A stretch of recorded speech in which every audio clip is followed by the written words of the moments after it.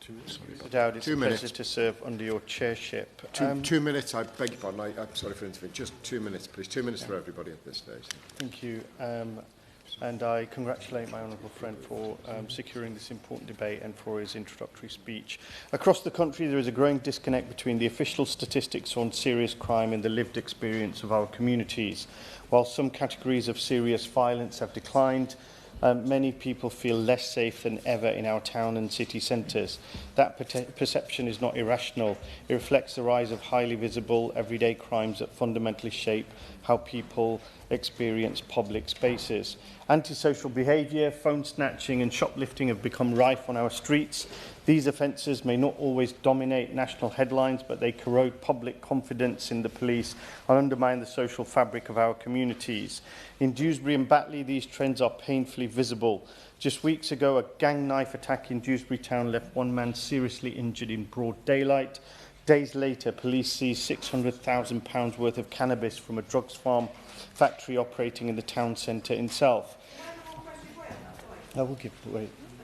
Friend for giving way, and appreciate that this is a slightly different issue. But in terms of our empty properties on high streets and absent landlords that aren't contributing to our communities, what we've seen in Stafford is crime taking place in these buildings and an inability of local authorities to have the powers they need to take them back from absentee landlords. Would my honourable friend agree with me that that's something the government needs to press heavily to help us get our town centres back into active use? Hear, hear. I thank my honourable friend for her intervention, and I do agree that empty shops and empty buildings in town centres is a draw for nefarious activities and people squatting or and committing crimes from those places, and I do encourage and request the government to look at that. I know that the recent announcements of business rate cuts will help certain businesses, but I think that should be extended across all town centre businesses.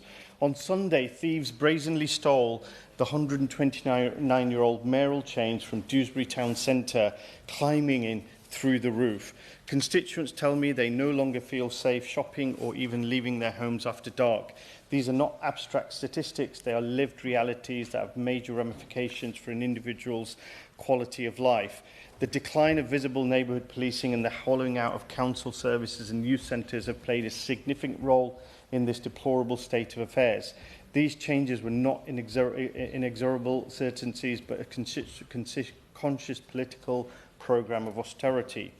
That is why I welcome the government's renewed emphasis on neighbourhood policing, including dedicated antisocial behaviour leads and guaranteed patrols in towns. In Dewsbury, we have seen the emergence of a new town centre team. These initiatives matter. Visibilities matter. Nationally, the challenge is stark. Shoplifting is at record levels. Phone snatching rose by 153% in a single year. Abuse of retail workers is escalating. The crime and policing bill The crime and policing bill contains some welcome measures, but legislation alone will not rebuild public confidence.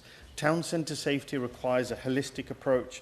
Policing, youth services, urban design, transport, economic regeneration, and more must work together. Ultimately, crime is not just a threat to security, but to democratic trust itself.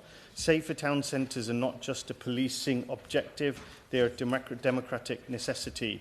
If we want people to believe in our towns and in our institutions and in our democracy, we must start by ensuring that they feel safe on our streets. Thank you.